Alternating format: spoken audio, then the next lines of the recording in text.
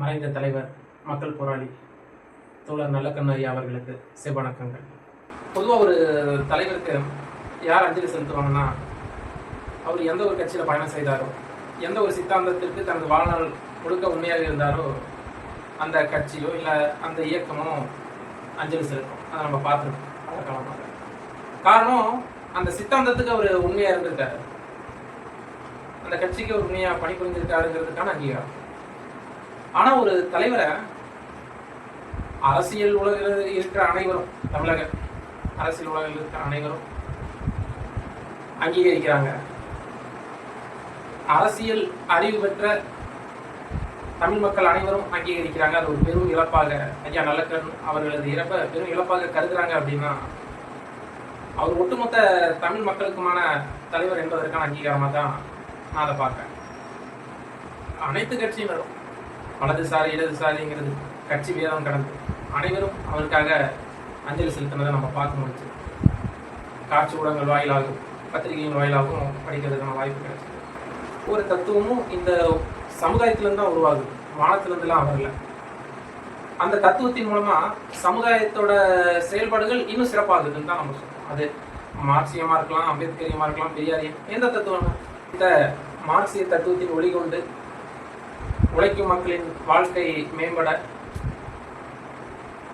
பொதுவுடைமை சமூகம் வளர, தனது வாழ்நாள் முழுக்க போராடிய ஐயா நல்லக்கண்ணு அவர்களை பற்றி ஒரு சில விஷயங்கள் என்னை தேதி பகிர்ந்து கொள்ள வேண்டியது.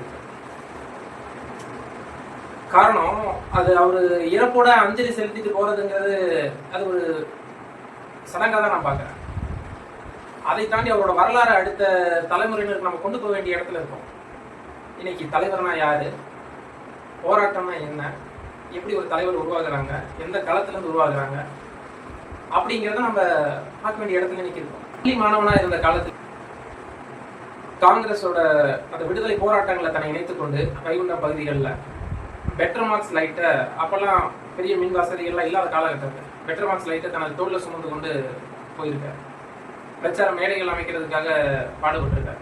மெகாஃபோன் சொல்லுவோம் இல்லையா, பெரிய மெகாஃபோன், அதை வச்சுட்டு கத்தி தான் பேசுவாங்க. அதை வச்சுலாம் பிரச்சாரம் செஞ்சிருக்காரு. ஒரு பள்ளி மாணவனாக இருந்த காலகட்டத்திலே இதெல்லாம் அவர் பண்ணியிருக்காரு. மேலும் 1938 காலகட்டத்தில் தூத்துக்குடியில் இந்த மில் தொழிலாளர்கள்லாம் ஸ்ட்ரைக்கில் ஈடுபடுறாங்க. அன்னைக்கு வந்து பார்த்தீங்கன்னா மிகப்பெரிய ஒரு உணவு தட்டுப்பாடு ஏற்படுது. அதாவது பள்ளி மாணவனாக இருந்த காலகட்டத்திலேயே அந்த சுதந்திர போராட்ட வேட்கையும் அந்த விடுதலை வேட்கையும் அவருக்குள்ள இருந்ததுங்கிறத நம்ம கவனிக்க வேண்டிய நாள். தோழர் ஜீவா வந்து வீடு வீடாக சென்று அரிசி சேகரிப்பா. அந்த காலகட்டத்தில் அந்த மில் தொழிலாளர்கள்லாம் ஸ்ட்ரைக்கில் இருக்காங்க. அவங்க வீடு வந்து பசியும் பட்டினியும் இருப்பாங்க இல்லையா. அப்போ அந்த தோழர் ஜீவாவோட இவரும் போய் பள்ளி மாணவ பருவத்திலே இந்த காரியங்களை அவர் செய்திருக்காரு. வீடு வீடாக போய் அரிசி சேமிக்கிறது அந்த தொழிலாளர்களுக்காக. அந்த உலக யுத்தம் சொல்கிறோம் இல்லையா, 2ஆம் உலகத்தப்ப உணவு கமிட்டின்னு ஒன்று அரசு உருவாக்குது. அனைத்து மக்களுக்கும் தட்டுப்பாடு இல்லாமல் உணவு கிடைக்கணும் அப்படின்னு சொல்லிட்டு ஒரு உணவு கமிட்டியை, அந்த உணவு கமிட்டியில இவரும் ஒரு மெம்பர். அதாவது பெரிய பெரிய மிராசுதாரர்கள் இருக்காங்க, பண்ணையார்கள் இருக்காங்க, ஒரு பள்ளி மாணவனா இருக்க இவரும் அதில் ஒரு மெம்பர். அந்த அதில் பார்த்தீங்கன்னா பெரிய குடும்பம் அப்படின்னு சொல்லிட்டு ஒரு பட்டியல் சமூகத்தை சார்ந்தவர் ஒருத்தர் அதில் இருக்காரு. நமக்கு சமமா வந்து உட்காருவதா அந்த அரசாங்கம் அமைச்சிருக்கலையா உணவு கமிட்டி, அதில் அப்படின்னா அந்த மிராசுதார்களும் பண்ணையார்களும் அதுக்கு அகென்ஸ்டா இருக்காங்க. பெரிய குடும்பம் வரக்கூடாது, வந்தால் நாங்கள் வரமாட்டோம். பெரிய குடும்பம் இல்லாமல் இந்த கூட்டமே, உணவு கமிட்டிக்கான கூட்டமே நடக்கக்கூடாதுங்கிறதுல அவர் உறுதியாகவும் தீவிரமாகவும் இருந்தாருன்னு தான் சொல்லணும். கடைசியில் அவர் பெரிய குடும்பமோட பங்கெடுப்போடு தான் அந்த உணவு கமிட்டிக்கான கூட்டம் நடந்து அந்த மக்களோட உணவு தட்டுப்பாடுகளையும் அவங்க சரி செஞ்சுருக்காங்க அந்த காலகட்டத்தில். அதாவது இந்த சுதந்திர போராட்ட காலத்தில் பார்த்தீங்கன்னா இந்த சித்ரஞ்சன் தாஸ், மகாத்மா காந்தியடிகள், அப்புறம் மோதிலால் நேரு, பகத்சிங்கோட புத்தகங்கள்லாம் தடை செய்யப்பட்ட காலம். அது சுதந்திர போராட்ட காலத்தில் இந்த புத்தகங்கள்லாம் தடை செய்யப்படும். அப்பவுமே அந்த புத்தகங்கள் வந்து இவரை வந்து சேகரித்து அந்த புத்தகங்கள் வந்து படிச்சிருக்காரு. பள்ளி மாணவராக இருக்க காலகட்டத்தில் இந்த புத்தகங்களை செய்து படித்து அந்த புத்தகங்கள்லேருந்து ஊக்கம் பெற்றிருக்காரு. சுதந்திர போராட்டத்துக்கான வேட்கைகளை தனக்குள்ள உருவாக்கியிருக்காரு. மேலும் அவர் என்ன சொல்றாருன்னா, கம்யூனிஸ்ட இயக்கத்தை பற்றின அவருக்கான அறிமுகம். அவர் பொதுவுடைமை போராளிங்கிறது நம்ம எல்லாத்துக்குமே தெரியும். மார்க்சிய சித்தாந்தத்தை உள்வாங்கி அதில் செயல்பட்டாருன்னு நம்ம சொல்லுவோம். ஆனால் அந்த கம்யூனிஸ்ட் இயக்கம் பற்றின அறிமுகம் வந்து நேருவோட புத்தகங்கள்ல தான் பெற்றதா சொல்றாரு. அன்னைக்கு நேரடியான புத்தகங்கள் வந்து பெருசாக கம்யூனிஸ்ட் புத்தகங்கள் அவர் கிடைக்காம தான் இருந்திருக்கு. அவர் பள்ளி மாணவராக இருந்த காலகட்டத்தில் இந்தி ஆசிரியராக ஒருத்தர் இருக்கார், பலவேசம் அப்படின்னு சொல்லிட்டு. அவர் தான் மார்க்சிய லெனினிய புத்தகங்களை வந்து இவருக்கு அறிமுகப்படுத்துறாரு, கொடுக்குறாரு படிக்கிறது. அவர் மூலமாக தான் இவர் கிடைக்குது பின்னாடி. இன்னைக்கு நம்ம மார்க்சிய புத்தகங்கள் பார்த்தீங்கன்னா எவ்வளோ மொழிபெயர்ப்புகள் இன்னைக்கு ஈஸியாக நம்ம கிடைக்குது, வாங்கி படிக்கிறோம். இணையத்தில் போனால் ஆங்கிலத்தில் இருக்குது, பதிவிறக்கம் செய்து படிச்சுக்கிறோம். அன்னைக்கு அவ்வளோ கஷ்டப்பட்டு தான் அவர் படிச்சிருக்கிறார். மேலும் முத்துராமலிங்கம்னு சொல்லிட்டு அவங்க அண்ணன் கல்லூரியில் இருந்தவங்க அண்ணன், அவருக்கு நேருவோட உரைகள், அதாவது அன்னைக்கு வந்து கைது செய்து வச்சிருக்காங்க, நேருவை கைது செய்து கோர்ட்டில் ப்ரொடியூஸ் பண்ணுறாங்க. அங்கே கோர்ட்டில் அவரோட வாக்குமூலத்தை வந்து தட்டச்சு செய்து தம்பிக்கு அனுப்பி கொடுக்குறாரு, படிக்கட்டும் தம்பி படிக்கட்டும் அப்படின்னு. பள்ளி மாணவனாக இருந்த நல்ல கண்ணையா அவர்கள் அந்த காலகட்டத்தில் அந்த அவங்க அண்ணன் கொடுத்த அந்த இதெல்லாம் படித்து அதுல இருந்து ஊக்கம் பெறாரு, சுதந்திர போராட்டத்துக்கான வேட்கையை தனக்குள்ள. பள்ளி ஆசிரியர்கள் எப்படி இருக்காங்கன்னு பாருங்க. அந்த பள்ளி ஆசிரியர் பலவேசம் சொன்னோம் இல்லையா, அவரு பின்னாடி இன்டர்மீடியட் படிக்கிறாரு காலேஜ்ல, வேற ஐயா நல்லக்கண்ணை படிக்கும்போது பலவேசம் அவர்களோட அறிமுகத்தின் மூலமாக அவருக்கு வந்து அந்த கம்யூனிஸ்ட் கட்சியில இணைச்சு கொள்றாரு தன்னைய. தூத்துக்குடியில இருந்த கம்யூனிஸ்ட் கம்யூனிஸ்ட் இயக்கத்துல தன்னை இணைச்சிக்கிறாரு. அதுக்கு அந்த பள்ளி ஆசிரியர் தான் அவருக்கு மிகவும் ஒரு உறுதுணையாகவும் வழிகாட்டியாகவும் இருந்ததா சொல்லுவாங்க. அப்பெல்லாம் பாத்தீங்கன்னா இந்த விவசாயிகளுக்கு இந்த நெல் அளந்து போடுவாங்க பாத்தீங்களா, அது வந்து பட்ட மரக்காலில் அளந்து போடுற ஒரு வழக்கம் இருந்தது அந்த காலகட்டத்தில். இல்ல முத்திரை பதித்த மரக்காலில் தான் அளந்து போடணும் அப்படின்னு சொல்லிட்டு அப்ப இருந்த பெரிய ஜீயர் மடங்கள், அந்த பகுதியில் இருந்த ஜீயர் மடம் பண்ணையார்களை எதிர்த்து பெரிய போராட்டங்கள்லாம் நடத்தியிருக்காங்க. ஒரு பண்ணையார் எதிர்க்கிறதுங்கிறது சாதாரண விஷயம் கிடையாது. ஏன்னா ஒரு பண்ணையார் பின்னாடி தான் அன்னைக்கு காவல்துறையும் இருக்கும், அரசாங்கம் எல்லாமே பண்ணையாருக்கு ஆதரவாக தான் இருக்கும். இவங்க அதாவது என் வானமாமலை, தோழர் நல்லக்கண்ண அவர்கள், இவங்க எல்லாமே ஒன்னா சேர்ந்து அன்னைக்கு அதுக்கு எதிராக எதிர்த்து போராடிருக்காங்க. இந்த முறையை நீங்க அமல்படுத்தணும் அப்படின்னு சொல்லிட்டு. போக்குவரத்து வசதி இல்லாத அந்த காலகட்டத்திலேயே நாங்குநேரி தாலுகால இருந்த கிராமங்கள்ல எல்லாத்துக்கும், அப்புறம் வடகரையிலிருந்து வள்ளியூர் வரைக்கும் இருந்த கிராமங்கள் அனைத்திற்கும் நடந்தே சென்று விவசாய இயக்கங்கள் கட்டியவர் தான் ஐயா நல்லக்கண்ண அவர்கள். இதெல்லாம் எப்பன்னா கல்லூரி மாணவராக அவர் இருந்த காலகட்டத்திலேயே இந்த விஷயங்கள்லாம் அவர் செஞ்சிருக்காரு. தாமிரபரணி ஆற்றுல வந்து கலக்கக்கூடிய கடனா நதி அப்படிங்கிறது, அந்த நதி மீது அணை கட்டணுங்கிறது அந்த மக்களோட பல வருட போராட்டம். ஆனால் அரசு வந்து அதுக்கு செவி மடுக்கலை. அப்புறம் தோழர் நல்லக்கண்ணா அவர்கள் தலைமையில் இன்னும் பல தோழர்கள் அன்றைய காலகட்டங்களில் உண்ணாவிரதம் வந்து போராடி அந்த அணையை அங்கே கொண்டு வராங்க. அது மாதிரி 1968 காலகட்டத்தில் நொச்சிக்குளம், தூத்துக்குடி மாவட்டத்தில் இருக்க நொச்சிக்குளம் பகுதியில் விவசாயிகள் மேலே மிகப்பெரிய ஒரு வன்முறை கட்டவிழ்த்தப்படுது காவல்துறை.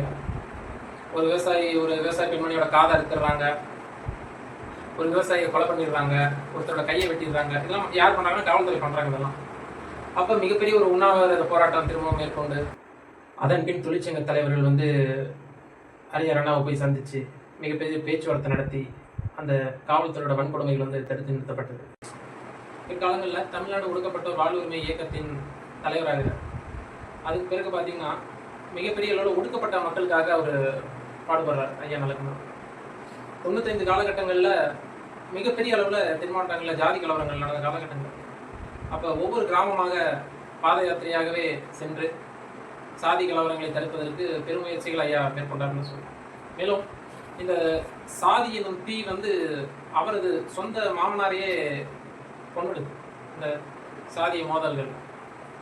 இருப்பினும் அவர்கள் வந்து அவர் அந்த உணர்ச்சிப்படலை எந்த ஒரு சூழ்நிலையிலும். அவர் ஒடுக்கப்பட்ட மக்கள் பக்கம் தான் நின்னார். மாமனார் இறந்துட்டாரு, பழி வாங்கணும் அப்படின்னு இருந்த உறவினர்களையும் ஒரு சமாதானப்படுத்தினார். இந்த விஷயத்தை நம்ம பொறுமையாக கவனிக்கும். தோழர் திருமாவளவன் சொல்வார், ஆளுமை என்றால் என்ன, ஒடுக்கப்பட்டவர் பக்கம் நிற்பது தான் ஆளுமை. அப்படி அனைத்து காலகட்டத்திலும் ஒடுக்கப்பட்ட மக்கள் பக்கம் தான் அவர் நின்று இருக்காரு. மேலும் பேருந்துகளுக்கு சாதி தலைவர்கள் பேரை வைப்பது, மேலும் முக்கியமான இடங்களுக்கு சாதிய தலைவர்கள் பேரை சூட்டுவது ஜாதி கலவரங்களுக்கு ஒரு முக்கியமான காரணம்னு சொல்லலாம். அதை வந்து நீக்கணும்னு சொல்லி பெருமுயற்சி எடுத்து ஐயாவோட முயற்சிகள் அதெல்லாம் நீக்கப்பட்டிருக்கு பின்னாடி அரசாங்கம். பார்த்தீங்கன்னா இந்த பாப்பாப்பட்டி, கீரிப்பட்டி, நாட்டாமங்கலம் பகுதிகளில் பஞ்சாயத்து தேர்தலில் நின்று ஜெயிக்கிறாங்க இல்லையா பட்டியல் சமூக மக்கள், அவங்க வந்து ராஜினாமா செஞ்சாங்க. இந்த மாதிரி தொந்தரவுகள்லாம் அன்னைக்கு இருந்திருக்கு. அதை வந்து முற்றிலும் ஒழிக்கிறதுக்காக பாடுபட்டவர் தான் ஐயா நல்லக்கண்ணு. இது மாதிரி நிறைய விஷயங்கள் ஐயா நல்லக்கண்ணை பற்றி நம்ம பேசிட்டே போகலாம். எனக்கு தெரிந்த சில விஷயங்கள் உங்களோட நான் பகிர்ந்துருக்கேன். மார்க்சியம் எனக்கு அறிமுகமான காலகட்டம் கிட்டத்தட்ட ஒரு 12 வருடங்களுக்கு முன்பாக. அப்போ மார்க்ஸை பற்றி ஒரு கட்டுரை வந்து படிக்கிறேன். தமிழ் இந்துல தமிழில் வருது. அதுல வந்து மார்க்சியம்னா என்னன்னு சொல்லி, மார்க்ஸை பற்றி அறிந்து கொள்வது வேறு, மார்க்சியத்தை அறிந்து கொள்வது வேறு. மார்க்சியம் என்பது சித்தாந்தம், மார்க்ஸ் என்பது வார்த்தை அவரோட வாழ்க்கை வரலாறு. அதுல வந்து மார்க்சியத்தை பத்தி ஒரு 3 வரியில ஒரு விளக்கம் கொடுத்துருப்பாங்க. ரொம்ப மார்க்சியம் என்பது மக்களின் மீதான அளவு கடந்த அன்பு, அதற்காக எதையும் செய்ய துணியும் வீரம், அதற்காக எதையும் இழக்கும் தியாகம் அப்படின்னு ரொம்ப சிம்பிளிஃபை பண்ணி அவங்க சொல்லியிருப்பாங்க 3 வரி. அப்படி முழுமையாக அனைத்தையுமே தியாகம் செய்தவர் தான் ஐயா நல்லக்கண்ணுன்னு சொல்றேன். குறிப்பா சொல்ல போனீங்கன்னா 1958 கல்யாணம் நடக்குது ஐயாவுக்கு. அதற்கு பிறகு 1996 அவங்க மனைவிக்கு ரிட்டையர்மெண்ட் கிடைக்குது. ஏன்னா அவங்க வந்து ஒரு கவர்மெண்ட் ஸ்டாஃப் டீச்சர். அதற்கு பிறகுதான் 2 பேரும் இணைந்து வாழ்றாங்க சென்னையில. அதுக்கு பிறகு அப்பப்ப சந்தித்துக் கொள்வாருன்னு வச்சுக்கோங்களேன். ஆனா குடும்பமா அவங்க பெருசா வாழல. முழுக்க முழுக்க தனது வாழ்க்கையை சமூகத்துக்காக அர்ப்பணித்தார் ஐயா நல்லக்கண்ணு. அது மாதிரி 1949 கம்யூனிஸ்ட் கட்சி தடை செய்யப்படுது. காங்கிரஸ் கட்சியால இந்திய அளவில் தடை செய்யப்படுது. ஐயா நல்லக்கண்ணு உட்பட எல்லாரும் தலைமறைவாகிறாங்க. இவர் கைது செய்யப்படுறாரு. 1949 கைது செய்யப்படுறாரு. கைது செய்யப்பட்டு சிறையில் அடைக்கப்பட்டு 56 வரைக்கும் இருக்கிற 7 வருஷம் சிறையில் இருக்காரு. அப்ப சிறையில் அவர் சந்தித்த கொடுமைகள் வந்து சொல்லணும் கொடுமைகள். அதை பேசணும்னா நம்ம இன்னும் ரொம்ப பேசிட்டே போகலாம். அப்படி அவ்வளவு கொடுமைகளை சந்திச்சு 56 வெளியே வராரு.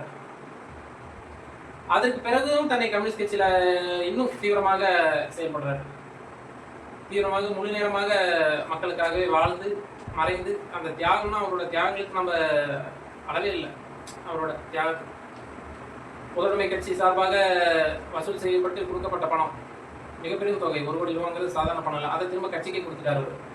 அது மாதிரி தமிழக அரசு கொடுத்த பரிசு பணம் 10 லட்சம் ரூபாய், அதையும் முதலமைச்சரோட நிவாரண நிதிக்கே கொடுத்தவர் தான் ஐயா நல்லக்கண்ணு. அவரோட வீரத்துக்கு ஒரு உதாரணம் சொல்லணும்னா,